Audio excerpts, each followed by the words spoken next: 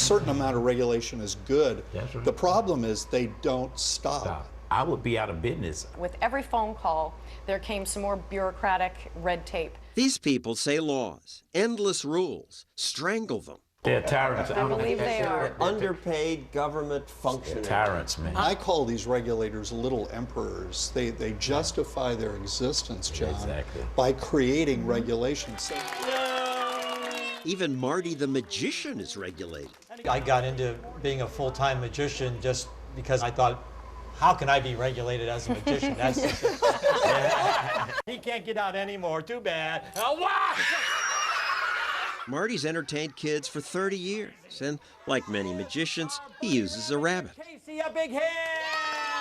Wow! We'll have the birthday child come up and make the rabbit magically appear, and that just knocks him out. But a few years ago, I was signing autographs and taking pictures with children and their parents. Suddenly a badge was thrown into the mix and an inspector saying, "Let me see your license." A license for a rabbit? Hi, Casey. Hi, Casey.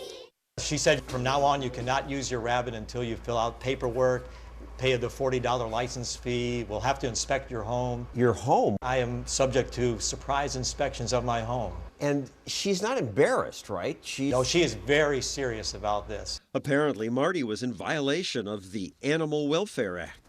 10 times regulators have shown up unannounced at Marty's house. You cannot argue with them. You can't even talk logically with them. She would love it if everybody said, "Oh." I got a new inspector and I said, "Oh, did my first one retire?" And she said, "No, good news, we've increased our budget and we have more inspectors now. So we'll be able to visit you more often." You got this letter. "Dear members of our regulated community," it sounds like a family.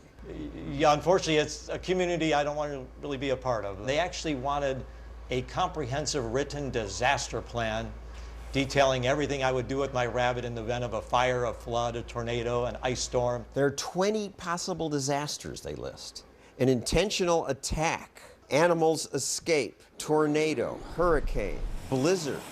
The government calls these common emergencies. The plan came in at 30 pages. So you say to these people, "Come on, this is ridiculous," and they laugh and say, "No, yeah, it is, but we have to do this"? They don't laugh and say ever. John Roseman was told he had to get a license for his advice column. If John Roseman is a criminal for giving advice in his column, then Dear Abby was on a 50-year crime spree. Roseman's column appears in hundreds of papers, but this year, I received a letter from the attorney for the Kentucky Psychology Licensing Board telling me that I was practicing psychology without a license. cease and desist. You're engaged in unlawful practice of psychology. It is often the little guy who's the biggest victim of abusive law. Am I being arrested? No, sir. You're being detained for an investigation of unlicensed activity. We're going to need to check you for weapons. I just got started, and now here they come. She was told you need a license to help people with taxes. Free enterprise is at stake. This man, after selling T-shirts here for 30 years, was told you must stop. Hey! It's like a disease. It's like a mold that just eats you through slowly, and you don't exist anymore. There's a happy ending here. Yes. After his story made headlines, the government backed off. Marty no longer must have a disaster plan for his rabbit. With a little magic and a rabbit, we've at least for now have what they've called a stay in the rules. But you had to have such a dramatic story. You were on the front page.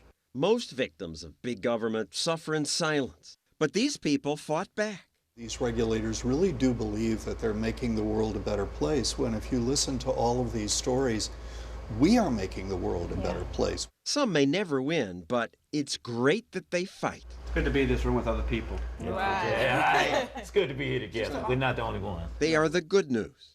But the bad news is that in there and in state capitals everywhere, they keep adding more red tape. They should stop, but they won't stop. We'll stop. That's our show. Thanks for watching.